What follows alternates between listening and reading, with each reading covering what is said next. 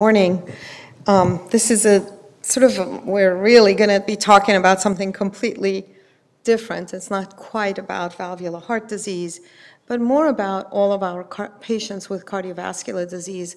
I think often when we are doing and working in all of these years, I'm almost 30 years that I'm doing this work in interventional cardiology, we forget that prevention is incredibly important, and that the medical management of these patients with regard to what we can do for their cardiometabolic health could be ever so important, and in fact, not just in improving our outcomes, but really reducing the recurrent rates. How much of, let's say, heart failure with, we're seeing that so much now, with all of the treatments and therapies that are becoming available. And we're seeing HFpEF now being treated with anti-inflammatory drugs, or HFpEF, heart failure with preserved ejection fraction, where we really don't have devices for these patients yet, is being treated with diabetic drugs. So it's important to kind of really think about that. And so I really appreciate that you're giving me an opportunity to talk with you a little bit about what we need to know. You all saw my disclosures yesterday, but I'm going to talk about these three areas on the antithrombotic therapies, lipid lowering, and inflammation. We talked a little bit about the time course between balancing bleeding and ischemic complications. Let's just here talk about our patients undergoing PCI. But it's very similar in TAVR as well. It's that early first 30 days where we see rich events because we've done a big procedure. But let's understand that what we're treating in the coronaries is just the tip of the iceberg of what else is going on in the patient's entire body. And so their recurrent events over the next ensuing years have to do probably with what's outside of the stent. Over the last 3 decades, we've been riding this roller coaster of duration of antiplatelet therapies in our patients undergoing PCI. We started with an arbitrary number of like 30 days when we first learned that you need to have something more than just aspirin alone with a P2Y12 inhibitor. And then we went for prolonged and ever so long with the DAPT study. Then we started to come back. And I think what it was is we started early when stents were being evolved and developed with this era of thrombosis. We knew that we needed something to protect against clotting off that stent. But as we became extremely aggressive there and started to see that and came about with the next generation drug-eluting stents and pushed our antithrombotic regimens and antiplatelet therapies and with novel potent agents, that we became aware that bleeding was a thing and that bleeding is associated with mortality.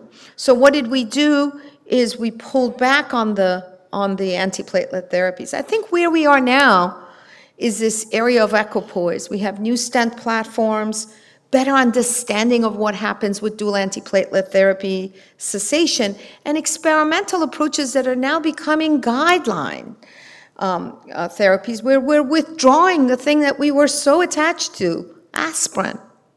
So we're taking away drugs and thinking a little bit about how do we balance this. And I think where we are now is in this like aspirin-free strategies. Nobody ever imagined when I designed Twilight, I couldn't get centers to come forth because it was so incredibly difficult to get people to imagine that you would withdraw aspirin in patients who are having a stent placed. And we put now the patients in these 4 buckets. Where are they in terms of their thrombotic and bleeding risk? And I came up with this cute schematic on the left, but this is what AI and machine learning will be working on individual patients to figure out where they fit in these boxes and how do we design the best therapy for them. That's the future. But then there are also new therapies. This factor 11 inhibition is exciting. Targeting residual thrombotic risk without increasing bleeding events, is that even possible? Well, let's think about that. Right now, we have randomized clinical trials on P2Y12 monotherapy. Look at the number of trials. And they're growing ever since in terms of reducing and taking aspirin away. But is uncoupling hemostasis and thrombosis even at all possible? Well, let's go back to hematology lessons. Hemostasis is from the extrinsic extravascular pathway that's triggered by tissue factor, and factor 11 is implicated in that consolidation, but not essential. Thrombosis mostly comes on the intrinsic pathway, intravascular pathway, triggered by contact, and factor 11 is also implicated in the amplification, but not essential. So can we uncouple this? Can we go up, above, and get there? Well, there's a lot of interesting ideas to go to factor 11 as a target. There's human genetic deficiency data that shows that those patients who have congenital factor 11 deficiency, 1 in 450 Ashkenazi Jews, have a reduced risk of thrombosis and rarely experience spontaneous bleeding.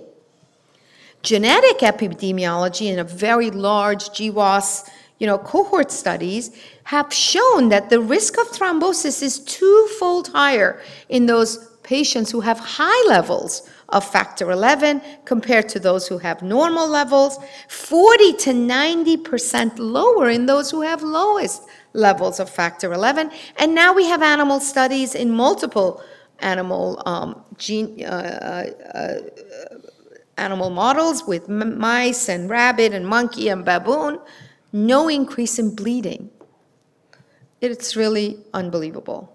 And look at the explosion of clinical trials investigating factor 11 inhibition. We've got to get the dose right. You saw Oceanic AF stopped early, and we're going to hear, hopefully at the ESC this year, exactly what happened and what's going on. But look at the number of different programs.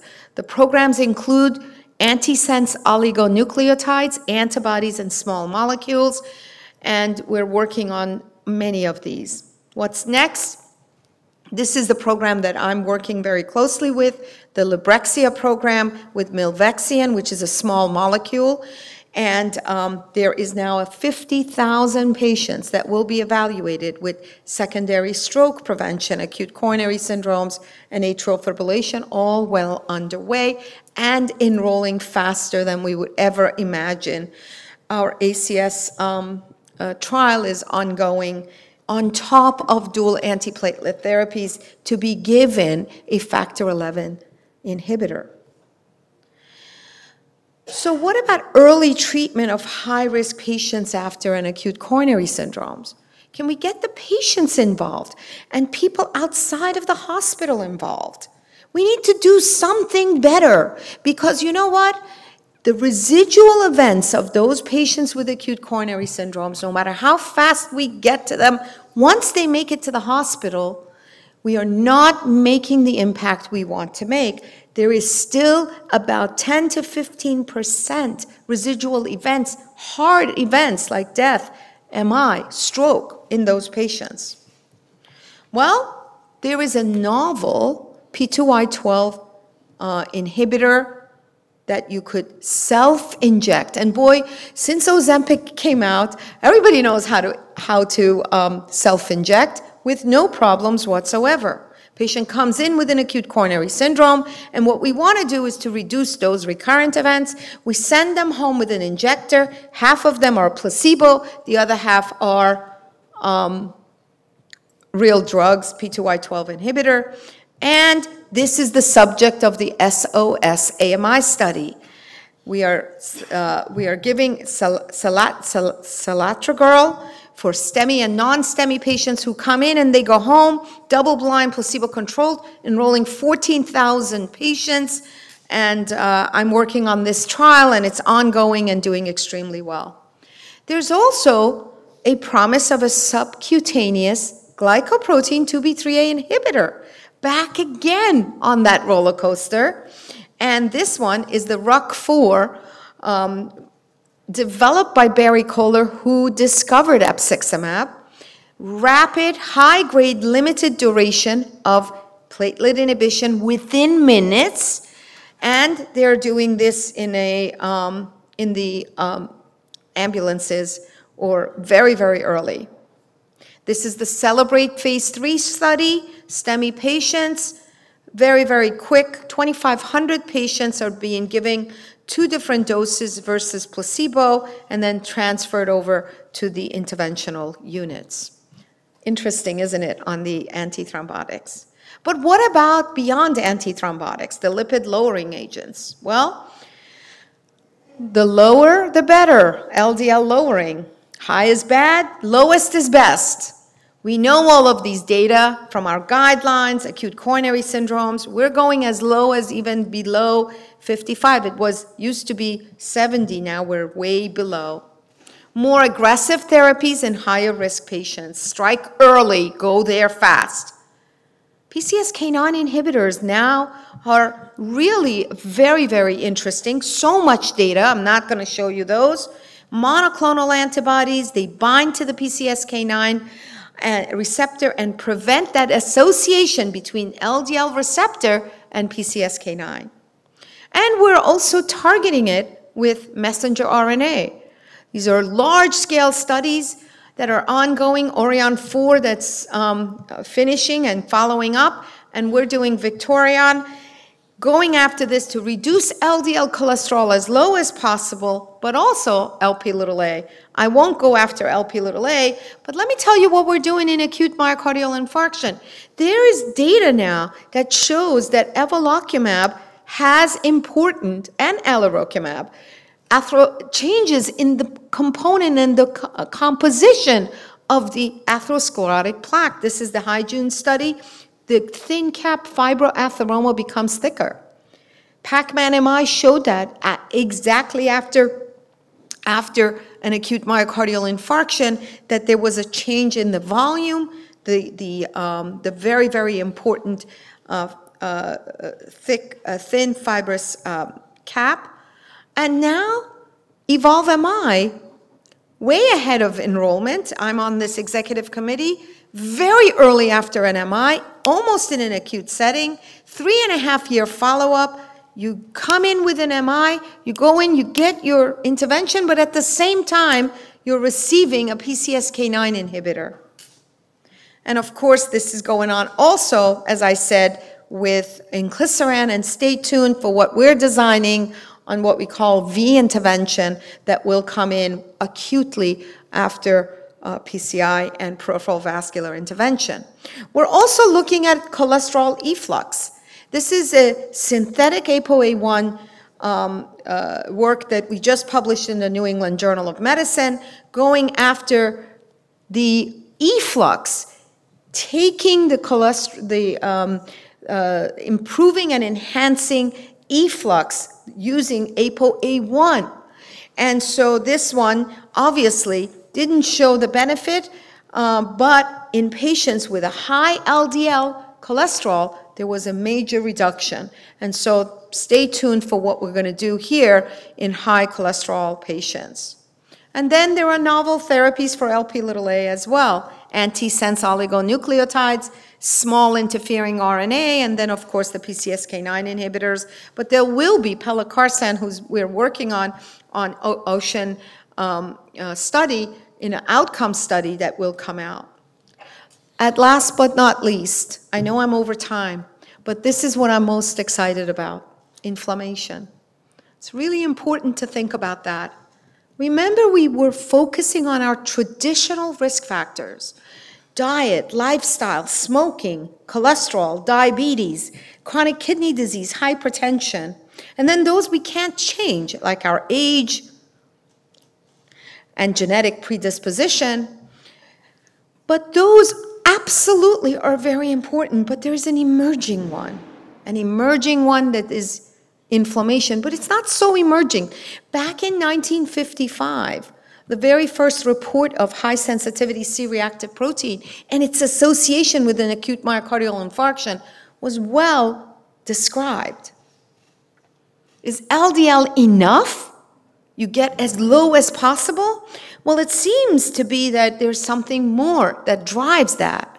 And this is Paul Ritker's work from a meta-analysis where you look at those patients who achieve the cholesterol, but it's the inflammation that's driving the major adverse cardiovascular events, even in those patients where you get the cholesterol as low as possible. Why is inflammation relevant? Well, it plays a very important role in atherosclerotic development. So maybe we could even prevent it from the get-go. This inflammasome, the NLRP inflammasome, once it's activated and then chronically activated, it induces this very important cytokine cascade. What are those cascade? Those cytokines? IL-1, IL-6. They're upstream regulators and come down into the liver, and what we see in the blood is the C-reactive protein, which is an acute phase protein that serve as the downstream biomarkers. What's important is on the left side of this slide, which is what's going on with these cytokines. Look at what they're doing. They increase macrophage activation, smooth muscle cell proliferation, vascular inflammation, endothelial function, and of course atherosclerosis. Those patients, what can we do? Where are we with that? Colchicine has been around forever. The concept of inflammation is, for acute myocardial infarction, very, very important. It's these phases. There are 3 phases. There's that acute phase, a burst of inflammation when acute MI happens, the plaque ruptures and all these things are happening. There is that protection and the healing around the myocardium, and then this low-grade inflammation that goes on, that keeps going, gives you that residual inflammatory risk where the patient comes back. And I think it's those early and the late phases that need to be addressed. So in a STEMI, the best possible, or non-STEMI, anyone with an acute myocardial infarction, can we get to them acutely, reduce that, hopefully balance it for the healing, but then go in the chronic phase and keep that patient at a low inflammatory state. Well, there's been a roadmap for this. Colchicine upstream in that NLRP inflammasome, microtubular polymerization inhibitor, proven efficacy with cold cut and low dose coat trials, proven efficacy reducing MACE. Downstream canakinumab, this is an IL-1 inhibitor, proven efficacy in CANTOS, but more infections. We now have ziltivekimab. This is an IL-6 ligand inhibitor with a specific reduction of IL-6 just before it gets into the liver to produce the C-reactive protein. And it's been already fully enrolled in the ZEUS trial for high-dose patients, Hermes for HFpEF patients, and of course, very, very important Artemis trial, which I'll talk to you about. Canakinumab, this monoclonal antibody, look at the hazard ratio when IL-6 levels were high. And what we're doing now is going after this, ZEUS, Hermes, and Artemis. ZEUS is already done enrolling, 6,200 patients. DSMB is allowing this to go on with the IL-6 inhibitor ziltivekimab. The Artemis AMI is what I'm really excited about. In AMI, we believe if we get acutely and then go after it later that we could reduce the signaling, and there's been some good data on this already, to enhance remodeling and in the chronic phase reduce events. And this is what we've designed, a 10,000 patient study in patients who present with an acute MI with some enrichment criteria to be randomized to ziltivekimab, loading dose of 30 milligrams subcutaneously versus placebo, and then sending those patients home in a sub-Q once-a-month injection with ziltivekimab. And we will look at that 3-point MACE. We're very excited to have that study launched right here in Greece, and we look forward to make sure that this happens. But thank you. The future is bright in prevention after intervention. Thank you, Roxana. It was an excellent presentation. So, do you have any comments, Stamati? I think it's very, very intriguing. Do you foresee, Roxana, that we might reach a phase that, after these studies, by prescribing anti-inflammatory drugs or lipid-lower drugs, we have some stabilization, for instance, in the progression of the valvular heart disease as well? Do you think that it's, by targeting Lp(a), for instance? Lp(a) is a very exciting one. The association with aortic stenosis has been there for a long time, especially in women.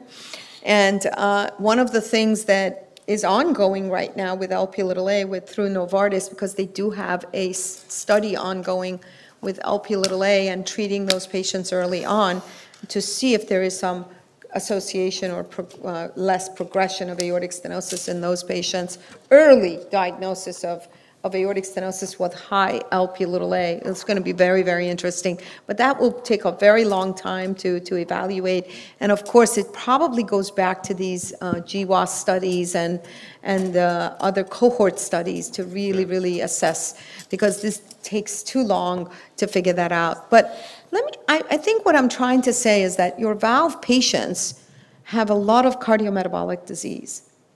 Exactly. Putting in devices, just stenting it, just valving it, just doing the clipping it, and whatever it is not enough. It's not enough.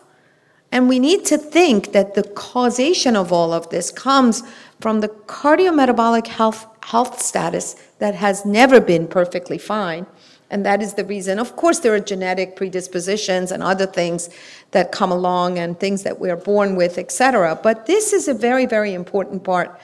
And we as interventionalists have to embrace this. If we want our devices, our work in the cath lab to translate into better outcomes, we have to marry intervention to prevention. And prevention doesn't mean we have to close our eyes and say, oh, we don't want to prevent, because then that reduces our procedures. We need to think about how we could get to a place where intervention and these, whatever these things are now really as low as possible, because we want our intervention to be durable. On the valve side, factor 11 could be very exciting. Think about the frail patients who may not have bleeding and have reduction of ischemic thrombotic events for their valves. Maybe that will improve and enhance valve durability. On the coronary side and peripheral vascular side, it's so important. All of these patients have peripheral vascular disease. We saw the yesterday's live cases. You had to go from the subclavian. There was stents all over these poor patients. Prevention has not been what we think about as early as possible in our patients, but certainly after they leave the cath lab, it's like our job is done, and it isn't. It just only has begun. Yes. Excellent talk, very intriguing and very promising, actually. Talking about promising, inflammation is a very important component in the whole spectrum of the cardiovascular disease, and there are lots of theoretical advantages, and I hope all these studies are going to be translated into clinical success, because in heart failure, the immunoinflammatory component is very important, but targeting just very specific components like TNF, let's say, was not translated into success because it's a multifactorial sort of enterprise. So I hope all these studies are going to be translated into clinical success. It's very important what you said about prevention. Let's say we've got now over the last few years this SGLT2, not only treating heart failure patients, but also preventing high-risk patients in developing heart failure, yes. But hopefully... Absolutely. Well, I mean, a few things we have to also reflect how these ideas that we have about cardiovascular disease change over time. And let's start about prevention. We used to talk about primary prevention and secondary prevention. Secondary prevention is after someone has a coronary event or cardiovascular event. However, the last few years, there is a transition. We have another form of secondary prevention. People who have no event, but they have sophisticated imaging positivity. What I mean is high calcium score, an abnormal CTA, and all these people have now, they're not primary because they have disease, but they're not quite the classic secondary because they never had an event. But I think that's a new horizon I think it's a new diagnosis of early secondary prevention, formerly primary prevention, that now we know these people. Before we just didn't know them. So that's another concept that Prevention I think broadens. 1.5, George. That's right. Exactly. Primary, that's a new diagnosis of 1.5. prevention. That's a new diagnosis of prevention. So you hear people coming left and right and say, oh, aspirin has no use in primary prevention based on some old studies. One has to pause a little bit and understand, how did you define primary prevention in those studies? If they were with the old criteria, then, that may not be exactly true by what we use these days. And the other aspect also is atheroma and arteriosclerosis. In the early days, I was always, as a medical student, a little blurry about what's the difference. Now I understand now that there's a vast difference. Atheroma is the lipids, and then we get rid of that. We can get rid of that. We can prevent it, but we cannot really eliminate it. We just transform it into something that is calcific. And that we see that all the time now in the cath lab. Then we're getting rid of acute events, getting rid of vein graft disease, getting rid of massive thrombotic lesions. When was the last time you saw a massive clot in a coronary? Not that often, unless there is an aneurysm, I have to say. At the same time, we have a surge of calcific disease. Perhaps we're transforming the plaques, all the great prevention things we have, but the plaque doesn't go away, it just becomes something else. That's a lot of calcium. We're talking about Lp(a), aortic stenosis. It's a calcific disease. Well, everybody thought it's a calcific disease. Yesterday we had severe aortic stenosis in John's case, and there was little calcium. Well, what was the pathology then? It's not calcific stenosis, it's maybe something that is precalcific, still stenotic. So there's a lot of research coming up now into exactly other causes of early diagnosis and understanding of aortic stenosis of high significance. That is not really that much calcific, but still quite a bit stenotic. And therefore, are these leaflets full of tissue factor? Is a Lp(a) interaction? If we wait enough, is that all, which is like fatty now, is going to end up being calcific and super severe in 5 years? Perhaps it is. Do we understand that? I don't think we do. So there's a lot of research to understand the valve disease progression. Along the side, we probably didn't have that much understanding of and prevention of classic coronary artery disease, I think. And we see where we are now, and I can't imagine where we're going to be into understanding and reforming our definitions of coronary prevention, secondary prevention, revised secondary prevention, early secondary prevention, aggressive prevention, and at the end of the day, all those are going to transform what kind of interventions we have. No more thrombotic interventions, a lot of calcific interventions, maybe later no interventions, but in a much larger population, so it's still a very big number, perhaps an even bigger number of interventions at a lower percentage. And that's a good thing for the patients or the population. This is really intriguing and very, very interesting concept. And maybe, you know, that's what you presented, Roxana, about the new iterations of all concepts. For instance, the self-injecting P2Y12 inhibitors and the CB2B3 inhibitors. So these are all really, really interesting. So thank you everyone for attending this session.